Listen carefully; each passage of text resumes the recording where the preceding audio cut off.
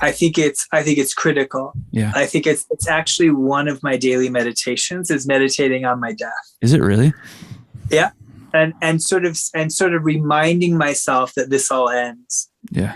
And that I'm a finite being, and I too have been suicidal, and sort of there's a hopefully if you get through that, and when you get through that, sort of having that reference point of being like, wow, that is a choice, that is something that and an option, and to sort of be like, to be with that a little bit, and like, wow, okay, so what does that mean?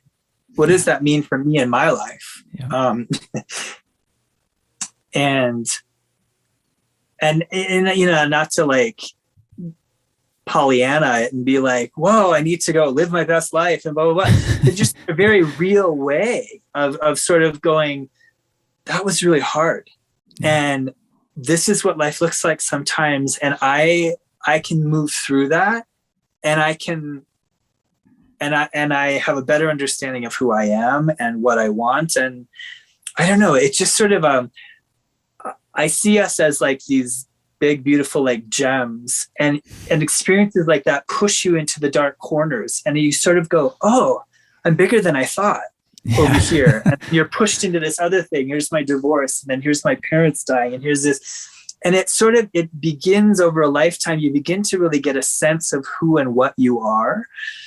And you're thankful for those in some ways. It's a weird thing to say, but you can, at some point, you can kind of, once you move through that darkness, it can be a point of gratitude for sort of saying, thank you for helping me see my fullness. It's also a phenomenon, I think, mostly in Western culture too, that we're always happy, always like, yeah.